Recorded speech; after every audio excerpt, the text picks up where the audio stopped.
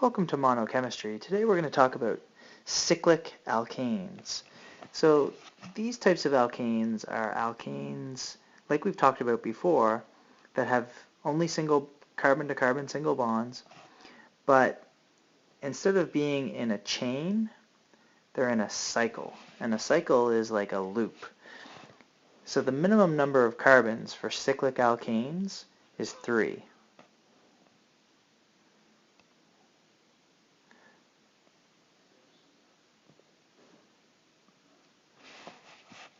Alright, so now watch what happens here.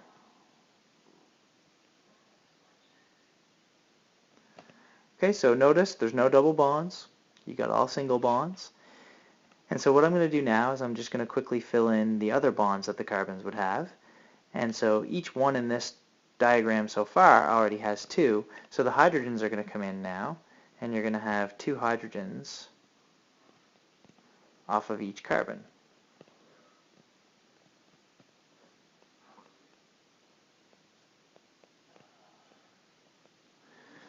Okay, so this is the simplest cyclic alkane.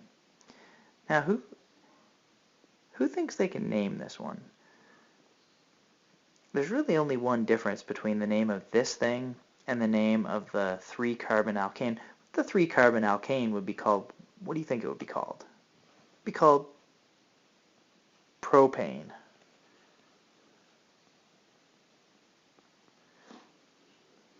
Now, I can't call this propane, not just propane, because it's not propane. Propane would be a straight chain, 1, 2, 3 carbons, and propane would have 8 hydrogens. This one only has 6. So I have to give it a slightly different name, and because it's a cyclic alkane, we would quite simply put the prefix cyclopropane.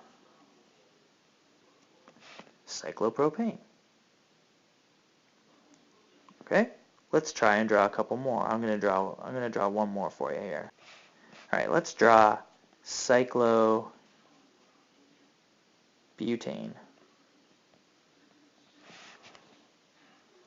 Okay, so in a cyclohydrocarbon or cyclic alkane, the main chain has to all be connected as part of the cycle.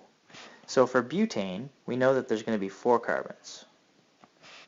Okay, so 4 carbons. So I know I'm going to have 1, 2, 3, 4, and they have to be in a loop. Okay, so this one's going to look like a box. Cyclobutane looks like a box. And of course I'm going to put my hydrogens off of it.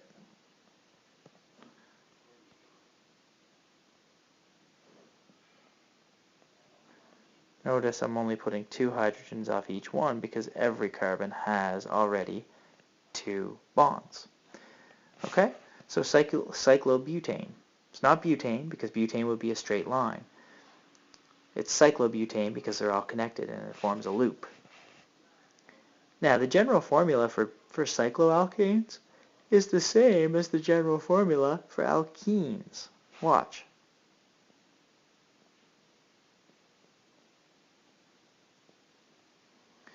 Let's just double check that. This one will be cyclobutane, so C4, and it should be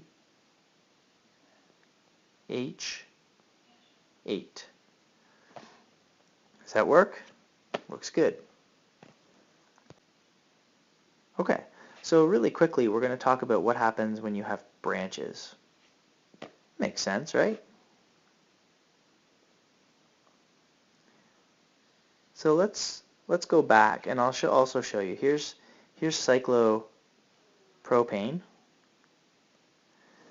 as a line diagram. Pretty cool, huh? Let me fix that up. Actually, there shouldn't be any extra lines. So 1, 2. Man, it's harder than it looks. 1, 2, 3. Okay, so it should only have the 3 points. And this would be cyclobutane. Alright, but what happens if I do this? What happens if I do that? What would that be called now? Well, quite simply, because there's only one branch, I don't have to number the carbons. So this would quite simply be methyl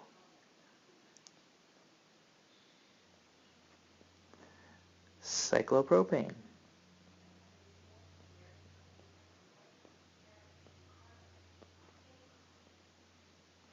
Okay, so you name them the same way. You name the branches first. If there's more than one branch, or if there is more than one possibility place for the branch to be in the hydrocarbon, then you have to number it. But otherwise you don't. Methyl cyclopropane is fine.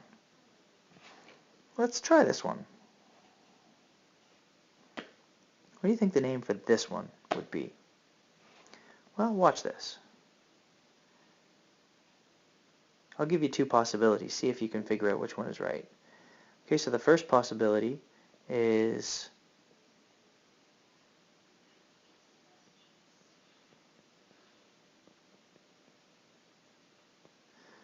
(2,3-dimethyl cyclobutane).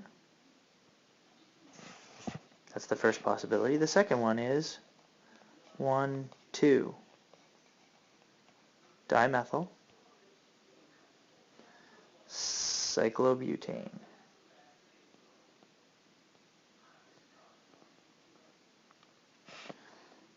Okay, so which one of those is correct? Well, remember from our naming of alkanes and alkenes and alkynes that we want the branches to be on the lowest possible numbers. So which one of these examples gives us the branches on the lowest possible numbers? And the answer is this one right here. So this, ladies and gentlemen, is the correct answer. I'm going to do one more for you, one more with you, and then you can try a few on your own when we have some time. What happens if there's a double bond? Let's try this.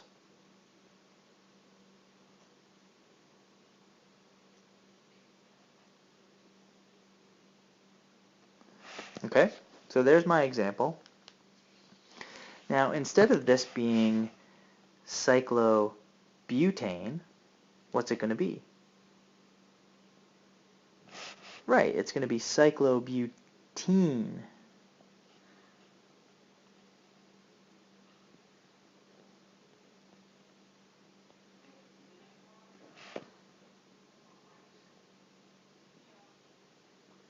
Okay, and where would I start numbering this? Recall, when we did alkenes, we always want the double bond to be on the lowest possible carbon. So in this case, I either have to make this carbon number 1 or this carbon number 1. Right? So let me go ahead and make that carbon number 1. If that's carbon number 1, this has to be carbon number 2, this has to be 3, and this has to be 4. Okay, with that in mind, watch what happens to this. This becomes 3, 4 dimethyl, because there's 2 of them,